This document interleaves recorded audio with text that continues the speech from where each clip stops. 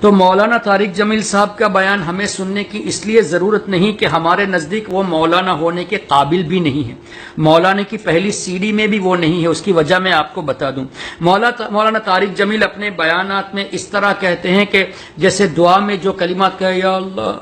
ہم تیرے آگے بھیک مانگتے ہیں، تیرے قدم پکڑتے ہیں، تیرے پیر پکڑتے ہیں یا اللہ، تو جو یہ مجھے یوں لگتا ہے جیسے اللہ زمین پر اتر آیا ہو اور ایک ایک کے کندھے پر کیا کر رہے ہو، کیا کر رہے ہو۔ جو شخص اللہ کے لیے پیر کو ثابت کرے، اللہ کا جسم ثابت کرے، وہ عالم ہی نہیں ہے بلکہ طالب علم بھی نہیں ہے۔ اور حضرت ابراہیم علیہ السلام کی بات آئی تو 80-90 سال کا بوڑھا ایک چھری کو ہلا نہ پکڑ نہ سکے، مرغی ذبح نہ کر سکے، وہ گیا بکرا ذبح کرنے کو گئے، جب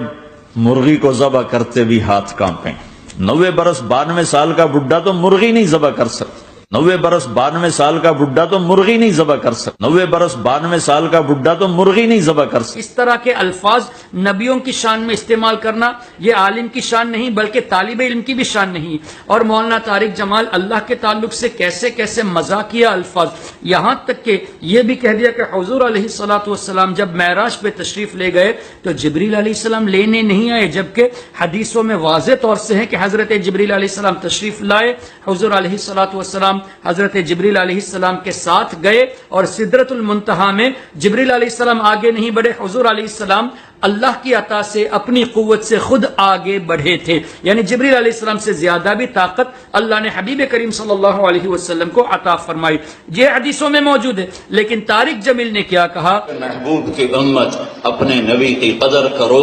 میں نے جب اس کو آسمانوں پہ بلایا تو میں خود زمین پہ آیا اس کو ساتھ لے جانے کے لیے۔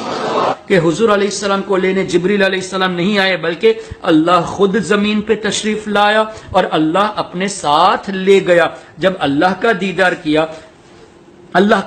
کیا معراج میں تو حضور علیہ السلام کی بارگاہ میں خود جب اس کے کہنے کے مطابق اللہ ہی زمین پر آ گیا تو اب جانے کی ضرورت ہی کیا تھی؟ دیدار اللہ کا مقصود تھا، اب اللہ کو دیکھ لیا، اللہ لینے آیا تو پھر جانے کی کیا ضرورت ہے؟ پھر یہ کہنا کہ اللہ زمین پہ آیا تو اللہ کے لیے جسم کا ثابت کرنا ہوا، اللہ کے لیے مکان کا ثابت کرنا ہوا، یہ تمام عقائد قرآن اور حدیث کے خلاف ہے۔ تو آپ کے مولانا طارق جمیل صاحب کو یہ بیسک اللہ اور اس کے رسول کے تعلق سے عقائد ہی نہیں معلوم، تو اس کو مولانا کہنا یہ لفظ مولانا کی گستاخی ہے، لفظ مولانا کی بے ادبی ہے۔ اس لیے ہم آپ کو مشورہ دیتے ہیں، آپ سے ہو سکے تو مولانا طارق جمیل کو جا کے سمجھائیے کہ کوئی بچہ بھی اس طرح اللہ کے بارے میں بات نہیں کرتا جیسے آپ بات کرتے ہیں، آپ ان کو سمجھے تو بہت اچھی بات ہے، توبہ کر لے بہت اچھی بات ہے، اور نہیں سمجھتے تو ہم بھی آپ کو مشورہ دیتے ہیں کہ آپ ایسے جاہلوں کے بیان کو